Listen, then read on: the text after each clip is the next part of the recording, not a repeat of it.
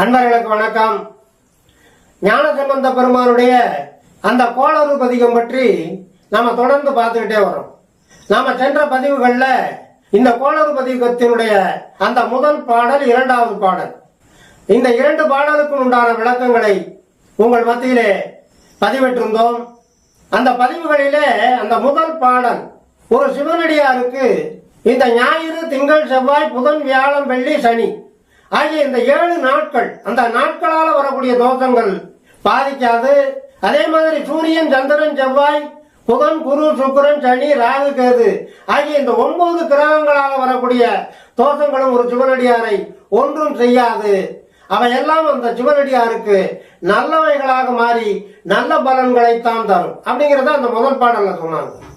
அடுத்து நாம 2வது பாடல்ல பாக்குற போது, இந்த அசுவனி, பரணி, கிருத்திகை, ரோகிணி, மிருகசீரிஷம், திருவாதிரை, புனர்பூசம், பூசம், ஆயில்யம், மகம், பூரம், உத்திரம், அஸ்தம், சித்திரை, சுவாதி, விசாகம், மனுஷம், கேட்டை, மூலம், பூராடம், உத்திராடம், திருவோணம், மவுட்டம், சதயம், புரட்டாதி, உத்திரட்டாதி, ரேவதி ஆகிய இந்த 27 நட்சத்திரங்கள். அந்த நட்சத்திரங்கள்ல கெடுதி தரக்கூடிய நட்சத்திரங்கள் சோதிட சாஸ்திரம் எதை சொல்லுதுன்னு சொன்னா, ஆதிரை, பரணி, கிருத்திகை, ஆயில்யம், முப்பூரம், கேட்டை, தீகுரு, விசாகம், ஜோதி, சித்திரை, மகம் மீறாரும், மாதனம் கொண்டார் தாரார், வழிநடைப்பட்டார் மீளார், பாய்தநீர் படுத்தார் தேரார், பாம்பின் வாய் தேரை தானே அப்படிங்கறத சொல்லி இருக்குது சோதிட சாஸ்திரம். அதுல இந்த முப்பூரம்ங்கிறது பூரம், பூராடம், பூரட்டாதி. ஆனா அதுல வரக்கூடிய அந்த 12 நட்சத்திரங்கள் பெரும்பாலான மனிதர்களுக்கு துன்பங்களை தரும்னு ஜோதிட சாஸ்திரம் சொல்லி இருக்கு. ஆனா அவை கூட சிவனடியாருக்கு துன்பம் தராது, நல்லவைகளைத்தான் தரும் அப்படிங்கறத சுவாமி 2வது பாடல்ல ஞானசம்பந்த பெருமான் சொல்லி இருந்தாங்க. இப்ப நாம இன்னைக்கு 3வது பாடலை பார்க்க போறோம். அந்த 3வது பாடல்ல என்ன விஷயங்களை அவரு நமக்கு சுட்டி காட்டுறாருங்கிறத விளக்கத்துல பார்ப்போம்.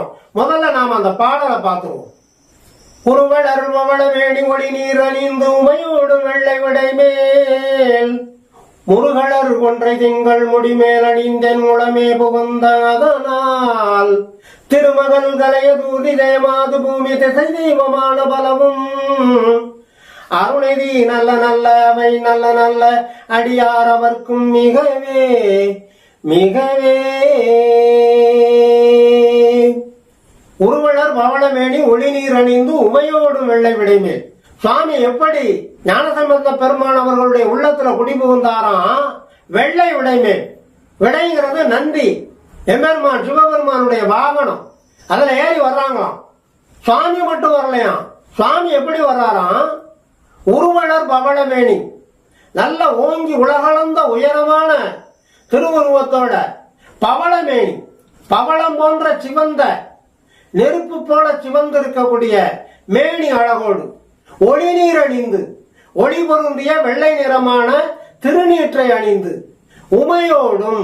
அங்கதான் கவனிக்கணும். சுவாமி தனியா எங்கேயுமே வர்றதில்லை, ஏன்னா வர முடியாது.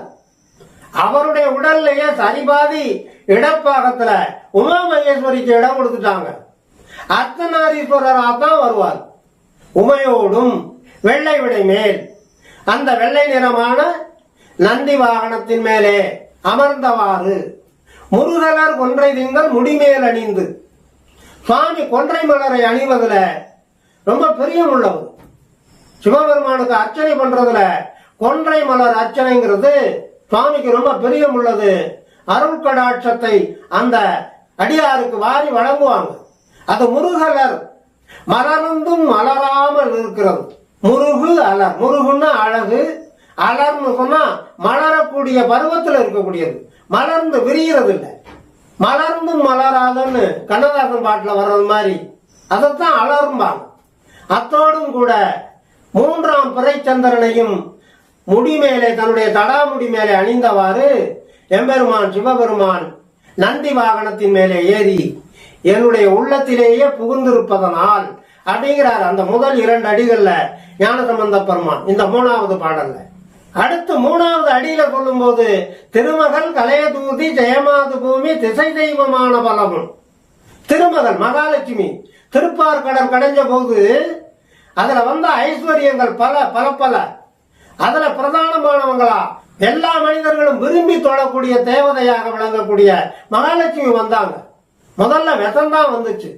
அதைத்தான் சுவாமி அணிஞ்சார். நாம முதல் பாடலே அதுக்கான விளக்கத்தோட பார்ப்போம். திருப்பார்கடல் கடைஞ்சதுல முதல் கிடைச்ச ஐஸ்வர்யம்னு சொன்னா அது விஷம்தான். அதை சுவாமி திரட்டி உண்டு கண்டத்துல அடக்கிக்கிட்டாங்க நீலகண்ட சுவாமியா. அடுத்து உச்சைசரவசுங்கிற வெள்ளை குதிரை, ஐராவதம்ங்கிற வெள்ளை யானை, இப்படி எல்லாம் வந்ததுல மகாலட்சுமி வந்தாங்க. அதைத்தான் மகாவிஷ்ணு விரும்பி மணந்துகிட்டாங்க. அந்த மகாலட்சுமி சிவனடியாருக்கு துணை இருப்பாங்க அப்படிங்கறத சொல்ல போறார். திருமகள் கலையது ஊர்தி, கலைன்னு சொன்னா கலைமான் அப்படிம்பாங்க. மான ஊர்தியா கொண்டது சந்திர பகவானையும் சொல்லுவாங்க, சரஸ்வதி தேவியையும் சொல்லுவாங்க. ஜெயமாது கொற்றவையை சொல்லுவாங்க. சங்க காலத்து மன்னர்கள் எல்லாம் போரில் வெற்றி அடைஞ்ச உடனே அந்த வெற்றியை கொண்டாடுவதற்கு கொற்றவைக்கு தான் பூஜை பண்ணுவாங்க, கொற்றவையை தான் வச்சு கும்பிடுவாங்க. ஜெயமாது பூமாதேவி, இந்த பூமண்டலத்தை காத்து நிற்கக்கூடிய தேவதை. இது தவிர திசை தெய்வமான பலமும். திசைங்கிறது 8 திசை: கிழக்கு, தென்கிழக்கு, தெற்கு, தென்மேற்கு, மேற்கு, வடமேற்கு, வடக்கு, வடகிழக்கு, 8 திசை. இந்த 8 திசைக்கும் திசை தெய்வம் யாராரு?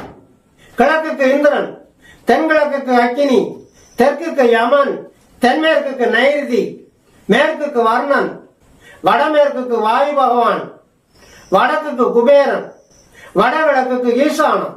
இந்த திசை தெய்வம். பலவும் ஏன்னு சொல்றாங்கன்னு சொன்னா இந்த அஷ்ட திக்குகளையும் காத்து நிற்பதற்கு கஜங்கள் இருக்கிறதா சொல்லுவாங்க, யானைகள், அஷ்டதிக் கஜங்கள். அதே போல அஷ்ட திக்குகளுக்கும் நாகங்கள் இருக்கிறதா சொல்லுவாங்க, அஷ்டதிக் நாகங்கள். இப்படி திசை தெய்வமாக விளங்கக்கூடிய பல வகை தெய்வங்களும் கூட அருணெதி நல்ல நல்ல அவை நல்ல நல்ல அடியார் அவருக்கு மிகவே அந்த 4வது அடியோடு முடிக்கிறாங்க. அருணெதி, நெதின்னு சொன்னா செல்வத்தை குறிக்கும், சகல சௌபாக்கியங்களையும் குறிக்கும். அருணெதி அப்படின்னு சொன்னா அருள் கடாட்சம், அருள் செல்வம்.